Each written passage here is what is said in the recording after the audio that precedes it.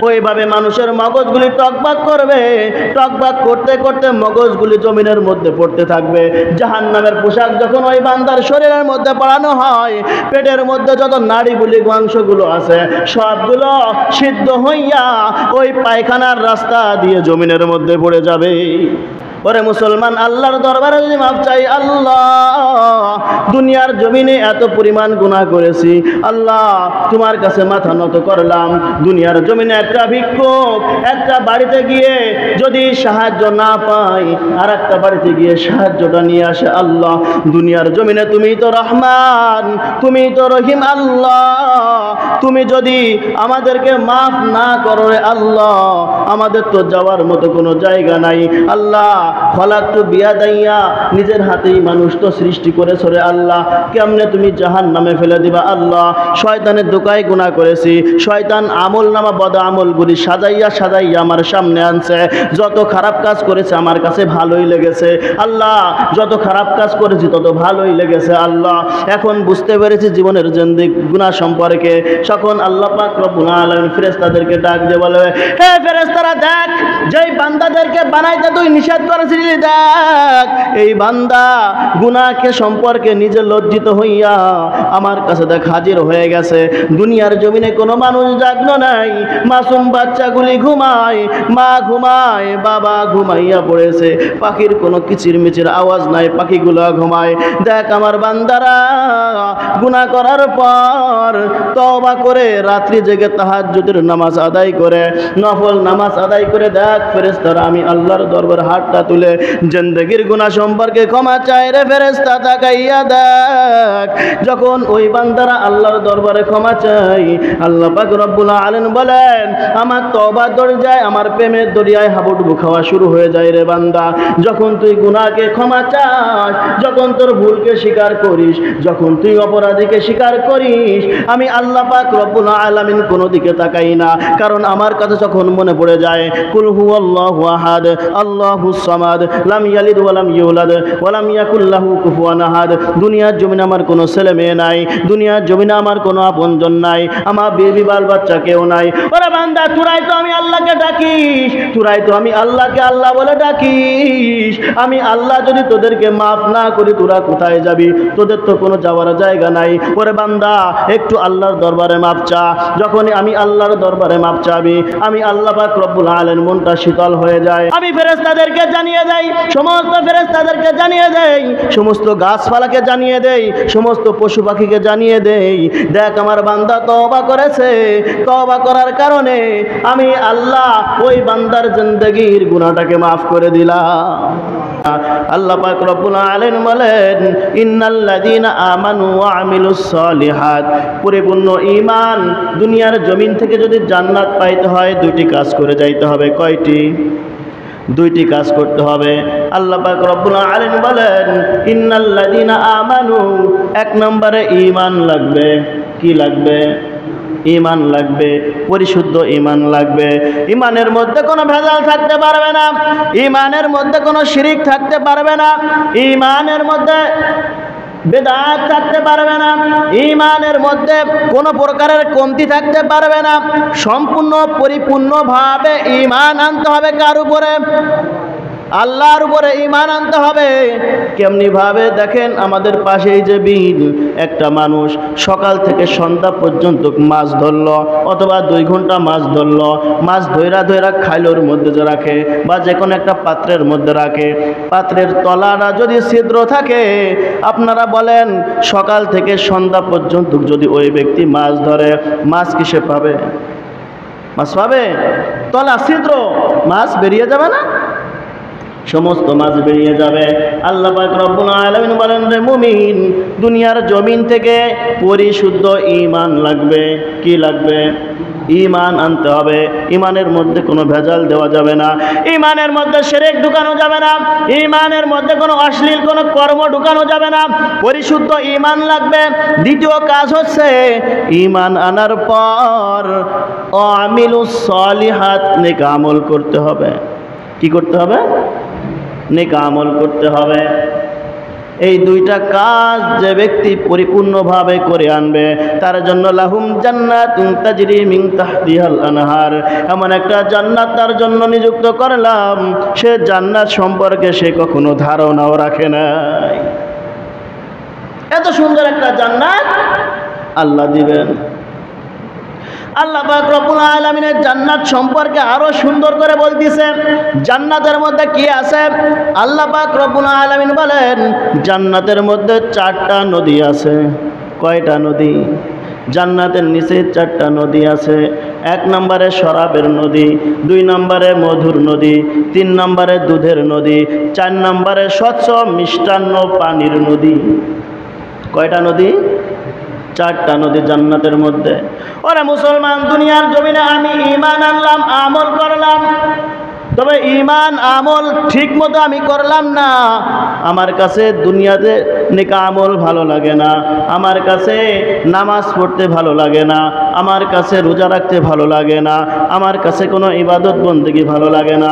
আপনারাই বলেন, এইগুলো যদি আল্লাহকে রাজি খুশি করার জন্য যে কাজগুলি করতে হয়, এই কাজগুলি যদি পছন্দ আমার কাছে না হয়, আল্লাহ কি আমাকে জান্নাত দিবেন? দেবে? জান্নাত দেবে না। এজন্য দেখেন আমাদের কাছে নেক আমল ভালো লাগে না, কারণ কি বলে? শয়তান আমাকে আগলিয়ে রেখেছে। যত খারাপ কাজ আছে আমার সামনে সুন্দরভাবে সাজিয়ে রেখে দিয়েছে শয়তান। খারাপ কাজ যেটাই করি সেটাই মজা লাগে, অপকর্ম যেটা করি সেটাই মজা লাগে। কারণ কি বলে? শয়তান আমার সামনে অপকর্ম সুন্দর করে সাজিয়ে রেখে দিয়েছে। আমাদের কাছে নেকির কাজ ভালো লাগে না। তবে রাহমাতুল লিল আলামিন বলেন, সাহাবায়ে কেরামগণ মসজিদুন নববীর মধ্যে ঢুকেছে, যদি দেখে একজন সাহাবী 2 রাকাত নফল নামাজ পড়েছে, পাশের সাহাবী 4 রাকাত নফল নামাজ আদায় করে। আর একজন সাহাবী দেখলো 4 রাকাত নফল নামাজ আদায় করেছে, আমি 8 রাকাত নফল নামাজ আদায় করব। কেন? বলে তাদের মধ্যে নেক আমলের পাল্লা ছিল। কি ছিল? পাল্লা ছিল। কিন্তু আমরা কি করি? বলে ও আমার সম্পদ 1 বিঘা মেরেছে, আমি ওটা 2 বিঘা মারব। ও অন্যায় করেছে একটা, আমি করব 2টা। পিছনের মানুষগুলি দেশকে শেষ করে দিয়েছে, আমি দেশ হবই না। আমাদের মধ্যে নেক আমলের পাল্লা থাকে না, আমাদের মধ্যে বদ আমলের পাল্লা লেগে যায়। ওরে মুসলমান, আজ আমাদের কাছে একটা নেকির আমল ভালো লাগে না, আমাদের কাছে ভালো কাজ ভালো লাগে না। হাসরের ময়দানে যখন মানুষ দেখতে পারবে দুনিয়ার জমিনটা নিচের মাটিটা হয়ে গেছে তামার মতো, মানুষগুলি তাকাইয়া দেখবে মুঠো মাঠ উপরে সূর্য চলে আসছে, জাহান্নাম সামনের দিকে মানুষের দিকে হাহা করতে করতে আসতেছে। পিছনের দিকে তাকাইয়া দেখবে পিছন দিকেও জাহান্নাম সামনের দিকে অগ্রসর হইতে আছে। আবার মানুষগুলো ডান দিকে তাকাইয়া দেখবে জাহান্নাম তার দিকে সামনের দিকে অগ্রসর হইয়া আসতেছে। মানুষগুলি বাম দিকে তাকাইবে, তাকিয়ে দেখে জাহান্নাম আমাদের দিকেই আসতে আছে।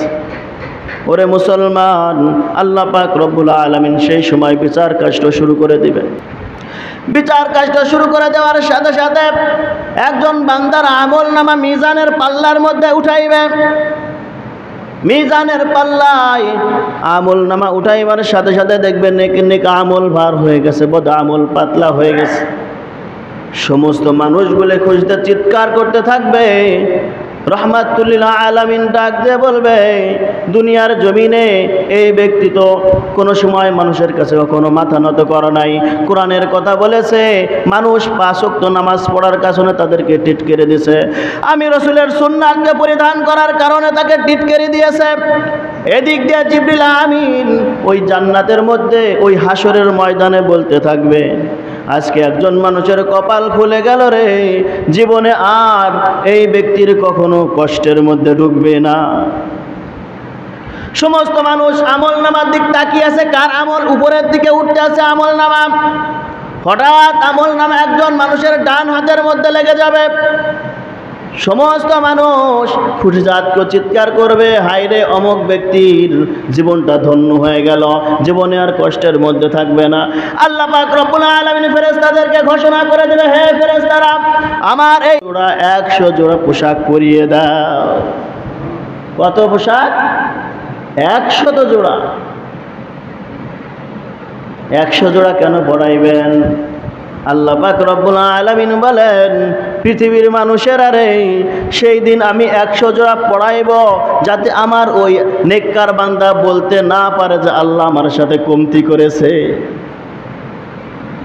100 জোড়া যে পোশাক পরাইবে, আল্লাহ পাক রব্বুল আলামিন বলেন, ও যে 100 জোড়া পোশাক পরবে, তার কাছে মনে হবে না যে 100 জোড়া সে পোশাক পরেছে, তার কাছে মনে হবে যে আমি শরীরে পোশাকই পরি নাই। এত সুন্দর। আল্লাহ পাক রব্বুল আলামিন বলবেন, হে ফেরেশতারা, আমার ওই বান্দার জন্য জান্নাত থেকে একটা টুপি নিয়ে আসো। কি আনো? টুপি নিয়ে আসো। টুপিটা জান্নাতি টুপি পরাইয়া দেবে, জান্নাতের পোশাক পরাইয়া আল্লাহ পাক রব্বুল আলামিন তাকে জান্নাতের মধ্যে ঢুকাইয়া দেবে। সমস্ত মানুষ হাসি খুশি হায় রে। আল্লাহ পাক রব্বুল আলামিন আবার মিজানের পাল্লায় আমল নামা উঠাইয়া দেছে। আমল নামা উঠাইয়া দেওয়ার পর আবার মানুষগুলি দেখতে থাকবে, হায় রে, বদ আমল ভারী হয়ে গেছে, নেক আমল পাতলা হয়ে গেছে। সমস্ত মানুষ চিৎকার করতে থাকবে, কার নসিব পুড়ে গেল রে। ওদিক দিয়ে জিবরিল আমিন প্রতিটা মানুষকে বলবে, হ্যাঁ, কার আছে কপালটা পুড়ে গেল জানি না, কার হাতে কার বাম হাতে আমল নামা লেগে যাবে আমি জানি না, তার জীবনটা বরবাদ হয়ে গেল। ওদিক দিয়ে একজন মানুষের বাম হাতের মধ্যে আমল নামা লেগে যাবে। বাম হাতে আমল নামা লাগার সাথে সাথে ওই ব্যক্তি আফসোস করবে। যেমনি ভাবে মানুষ চোখের সামনে একটা খারাপ কাজ করার পরে নিজের কাছে খারাপ লাগে না, হাত পা নিজের বুকে নিজে আঘাত করে, নিজের মনে যা চাই তাই করে, এভাবে করে না অনেক মানুষ? ঠিক তেমনি ভাবে হাসরের ময়দানে ওই ব্যক্তির বাম হাতে আমল নামা লাগার সাথে সাথে বুক ধরে জোরে ঠাসা দিতে থাকবে, চাপ দিতে থাকবে। ফেরেশতাদেরকে আল্লাহ পাক রব্বুল আলামিন ডাক দিয়ে বলবেন, হে ফেরেশতারে, আমার ওই নাফরমান বান্দার হাতটা ধরে আরো জোরে চাপটা দে। যখন ফেরেশতারা ওই ব্যক্তির হাতটা ধরে জোরে ঠাসা দিবে, চাপ দিবে, চাপ দেওয়ার সাথে সাথে বুকের সমস্ত হাড় ভেঙে যাবে, মেরুদণ্ডর হাড় ভেঙে গিয়ে পিছন দিয়ে হাড়টা বের হয়ে যাবে। আল্লাহ পাক রব্বুল আলামিন তার আমল নামার মধ্যে, তার হাতের মধ্যে আমল নামা দিবে। আল্লাহ পাক রব্বুল আলামিন বলবেন, ইকরা কিতাবাকা কাফা বিনাফসিকাল ইয়াউমা আলাইকা হাসিবা। হে নাফরমান, তোর আমল নামা তুই নিজেই পড়। ফেরেশতারা ডাক দিয়ে বলবে, আল্লাহ পাক রব্বুল আলামিনকে ডাক দিয়ে বলবে, আল্লাহ, এই নাফরমান বান্দা কিভাবে আমল নামা পড়বে? আল্লাহ পাক রব্বুল আলামিন ডাক দিয়ে বলবে, হে ফেরেশতারে, আমার এই বদা আমল ব্যক্তিকে এই নাফরমানের ঘাটটা ধরে ঘুরাইয়া দে। ফেরেশতারা ঘাটটা ধরে ঘুরলি দিবে, হাড়গুলো টাস টাস করে ছিঁড়ে যাবে, রগগুলো ছিঁড়ে যাবে, হাড়গুলো মটকে যাবে। পিছন দিক দিয়ে আল্লাহ পাক রব্বুল আলামিন ডাক দিয়ে বলবে, ইকরা কিতাবাক কাফা বিনাফসিকাল ইয়াউমা আলাইকা হাসিবা। হে নাফরমান, তুই কি কি খারাপ কাজ করেছিস, তোর আমল তুই পড়ে নে। ওই ব্যক্তি তখন ডাক দিয়ে বলবে, মালি হাদাল কিতাব লা ইউগাদিরু সগীরাতাও ওয়ালা কাবীরা ইল্লা আহসাহা ওয়াজাদু মা আমিলু হাদিরা ওয়ালা ইয়াজলিমু রাব্বুকা আহাদা মা আগনা আন্নি মালিয়া হালাকা আন্নি সুলতানিয়া। হায় রে, কি খারাপ কাজ করেছি, কত অপরাধ করেছি, কত অপকর্ম করেছি, এদিকে একটা থেকে একটা এক বিন্দু পরিমাণও ছাড়ে নাই, ছোট্ট থেকে ছোট্ট এক বিন্দু ছাড়ে নাই, একেবারে ছোট্ট জাররা পরিমাণ এখানে ছাড় দেয় নাই। এই কেমন আমল নামা? ওই ব্যক্তি ডাক দিয়ে বলবে, কোথায় গেল আমার ধন সম্পদ, কোথায় গেল আমার মন্ত্রীগিরি, কোথায় গেল আমার এমপিগিরি, কোথায় গেল আমার বাদশাহিত্ব, কোথায় গেল আমার বিল্ডিং, কোথায় গেল আমার প্রাসাদ? সব কিছু তখন ওই ব্যক্তি হতভম্ব হয়ে যাবে। সন্তান বাবার কাছে চলে যাবে, বাবা বলবে, আমার সন্তান ছিল না, আমি সন্তানকে চিনি না। মা ডাক দিয়ে বলবে, সন্তান মায়ের কাছে যাবে, মাও বলবে, দুনিয়াতে আমার কোনো বিবাহ শাদী হয় নাই। সন্তান ভাইয়ের কাছে যাবে, ভাই কোনো পরিচয় দেবে না। সমস্ত নবী পয়গম্বর পর্যন্ত নাফসি নাফসি করতে থাকবে। কেউ কাউকে চিনবে না, কেউ কারো পরিচয় দেবে না। দুনিয়াতে কি চিন্তা করতেছি আমি আপনি? আল্লাহ পাক রব্বুল আলামিন ডাক দিয়ে বলেন, ইয়াউমা ইয়াফিরুল মারউ মিন আখিহি ওয়া উম্মিহি ওয়া আবিহি ওয়া সাহিবাতিহি ওয়া বানি। দুনিয়ার জমিন থেকে মানুষ বিদায় হয়ে যাওয়ার পরে হাসরের ময়দানে সন্তান বাবার কাছে গিয়ে বলবে, বাবা আমাকে একটা নেকি দান করো, যদি একটা নেকি দাও আমি পার পেয়ে যাব। সন্তান মায়ের কাছে গিয়ে বলবে, মা আমাকে একটা নেকি দাও, একটা নেকি দিলে আমি পার পেয়ে যাব। বাবা বলবে, আমার দুনিয়াতে আমার কোনো ছেলে সন্তান ছিল না, আমার কোনো বিবাহ শাদী হয় নাই। মাও বলবে, দুনিয়াতে আমার কোনো বিবাহ শাদী হয় নাই, আমার কোনো ছেলে মেয়ে নাই। আল্লাহ পাক রব্বুল আলামিন বলেন, ওই সময় কেউ কারো কোনো পরিচয় দেবে না। নবী পয়গম্বর পর্যন্ত নাফসি নাফসি করতে থাকবে। আল্লাহ পাক রব্বুল আলামিন বলেন, এ পৃথিবীর মানুষেরা, হাসর কিন্তু কঠিন ভয়। লিল্লাহিল ওয়াহিদুল কাহ্হার। হাসরের ময়দানে যখন বেঈমানদের হাতে আমলনামা দিয়ে দেবে, আল্লাহ পাক রব্বুল আলামিন প্রতিটা মানুষকে ডাক দিয়ে বলবে, লিমানিল মুলকুল ইয়াউম লিল্লাহিল ওয়াহিদুল কাহ্হার। হাসরের ময়দানও কোথায় আছো প্রেসিডেন্ট, কোথায় আছো এমপি, কোথায় আছো মন্ত্রী, আসো আমার সামনে হিসাব দিয়ে যাও। হিসাব কি কেউ দিতে পারবে? কেউ হিসাব দিতে পারবে না। হাসরের ময়দানে যখন ওদের আমলনামা যাবে হাতের মধ্যে, তখন তারা দেখতে পারবে আমি শিরিক করেছি, আমি বেদাত করেছি, আমি হারাম করেছি। অথচ আল্লাহ পাক রব্বুল আলামিন কে বলবে, আল্লাহ আমি তো এই সমস্ত কাজ করি নাই। আল্লাহ পাক রব্বুল আলামিন বলে দিবেন, কিরামান কাতিবিনা ইয়ালামুনা মা তাফআলুন। তোর কাদের উপরে দুইটা ফেরেশতা দিয়েছিলাম, এই ফেরেশতারা তোর আমলনামা সম্পর্কে রেখে দিয়েছে। তা শুধু তাই নয়, এমন একটা জায়গায় সিসি ক্যামেরা লাগিয়ে দিয়েছি, যখন তুই পাপ করিস তোর কাদের উপরে কোনো ফেরেশতা থাকে না, সিসিটিভিতে তোর ওই জিনিসটা ভিডিও করে। কিসে ভিডিও করে? সিসি ক্যামেরায় ভিডিও করে। হাসরের ময়দানে দেখাইয়া দেবে, তুই পূজার মণ্ডপে গিয়ে আমি আল্লাহর শুকরিয়া আদায় করেছিস। ওরে মুসলমান, তুই কেমন নির্লজ্জ বেহায়া নাস্তিক হয়ে গেছিস রে। তুই ঈমান আন, আবার ফিরে আল্লাহর দরবারে তওবা কর, তাহলে হাসরের ময়দানে কিন্তু আল্লাহর দরবারে ধরা খেয়ে যাবি। খাবে না ধরা? 100 বার ধরা খাবে। যেই কথা বলতেছিলাম, জাহান্নামীকে যখন পিছনের দিকে ঘাটটা ঘুরাইয়া দেবে, ও তখন বলতে থাকবে, মালি হাযাল কিতাব, এ কেমন কিতাব, লা ইউগাদিরু সগীরাতা ওয়ালা কাবীরা, ছোট থেকে ছোট, বড় থেকে বড় একটা বিন্দু ছাড়ে নাই। মালি হাযাল কিতাব, এ কেমন আমলনামা আমার সামনে হাজির করলো। মা আগনা আন্নি মালিয়া, আমার ধন সম্পদ কোথায় গেল, আমার সম্পদ কোথায় গেল? যে সম্পদের বড়াই করেছে আমি দুনিয়ার জমিনে, যে সম্পদ দেখাইয়া দেখাইয়া মানুষদের কাছ থেকে আমি জুলুম করেছি, আত্মসাৎ করেছি। হালাকা আন্নি সুলতানিয়া, আমার তো এমপিগিরি শেষ হয়ে গেল, এমপি কোনো কাজে আসলো না, মন্ত্রী কোনো কাজে আসলো না। আজ তুমি ভোট চাচ্ছ, কাদের দরবারে গিয়ে তুমি কি করতেছো, কোন মন্ত্রীকে কি করতেছো? এই সম্পদ, এই মন্ত্রী গেলে তোমার কোনো কাজে আসবে না। আল্লাহ পাক রব্বুল আলামিন ওই ফেরেশতাদেরকে ডাক দিয়ে বলবে, যেই কথা পিছনে বলেছি যে ঘাটটা ঘুরাইয়া দেবে, আমলনামা দেবে, পড়তে পারবে না। আল্লাহ পাক রব্বুল আলামিন ফেরেশতাদেরকে ডাক দিয়ে বলবে, হে ফেরেশতারা, যাও যাও, জাহান্নাম থেকে একটা পোশাক নিয়ে আসো, একটা পাজামা নিয়ে আসো। জাহান্নামী পাজামা পোশাক পরাইয়া দেবে।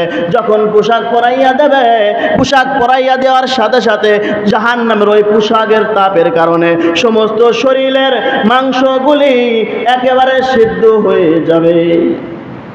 কি হয়ে যাবে? সিদ্ধ হয়ে যাবে। আবার আল্লাহ পাক রব্বুল আলামিন ফেরেশতাদেরকে ডাক দিয়ে বলবে, হে ফেরেশতারা, পাজামা পরিয়ে দিয়েছো, জাহান্নাম থেকে পোশাক নিয়ে আসো। যখন পোশাক নিয়ে আসবে, শরীরের মধ্যে পরাইয়া দেবে, তখন আর কোনো মৃত্যু হবে না, মৃত্যুর কোনো সুযোগ নাই, আর জীবনও কচ্ছিনকালও মৃত্যু হবে না। যখন ওই জাহান্নামের পোশাকটা ওই বান্দার শরীরের মধ্যে পরাইয়া দেবে, পোশাকটা পরাইয়া দেওয়ার সাথে সাথে মাথার মগজগুলি টকবক করতে থাকবে। কেমন ভাবে টকবক করবে?